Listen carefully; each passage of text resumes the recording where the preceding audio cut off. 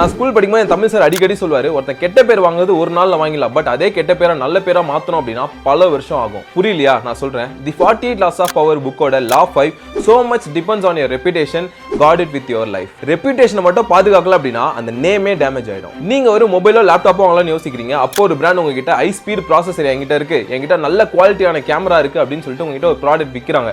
அதை நம்பி நீங்க வாங்குறீங்க. நீங்க வாங்கினதுக்கு அப்புறம் அந்த ப்ராடக்ட் அவங்க சொன்ன மாதிரி சரியா ஒர்க் ஆகல அப்படின்னா அந்த பிராண்ட் மேல இருக்க இம்ப்ரெஷன் நமக்கு ரெடியூஸ் ஆயிடும், அவங்களோட ரெப்யூட்டேஷனும் டேமேஜ் ஆயிடும். நீங்க ஒரு ஒர்க்ல ஜாயின் பண்றதுக்காக பொய்யான ரெஸ்யூமேல உங்களுக்கு இல்லாத ஸ்கில்ல என்டர் பண்ணி கொடுத்தீங்க அப்படின்னா இன்டர்வியூர் உங்ககிட்ட கேள்வி கேட்கும் போது அது உங்களோட ரெப்யூட்டேஷனை டேமேஜ் பண்ணும். பிகாஸ் உங்களால அந்த கேள்விக்கு ஆன்சர் பண்ண முடியாது. Because you don't have that skill. Reputation அப்படின்றது பேங்க் பேலன்ஸ் மாதிரி கொஞ்சம் கொஞ்சமா சேர்க்க ஆரம்பிப்போம். பட் ஏதோ ஒரு தப்பு பண்ணி உங்களோட ஓடிபியை தெரியாத நபர்கிட்ட சொல்லிட்டீங்க அப்படின்னா உங்களோட என்டையர் பேங்க் பேலன்ஸ் வேற ஒருத்தருக்கு போயிடும். அதே அளவு பேங்க் பேலன்ஸை நீங்க திரும்ப பில் பண்றதுக்கு ரொம்ப காலம் எடுக்கும். So guard your reputation at any cost. இதெல்லாம் உங்களுக்கு பிடிச்சிருந்தா மறக்காம ஃபாலோ பண்ணிக்கோங்க. இந்த சீரிஸோட நெக்ஸ்ட் லாவை அடுத்த எபிசோட்ல பார்க்கலாம். உனக்காக ஒருவர்.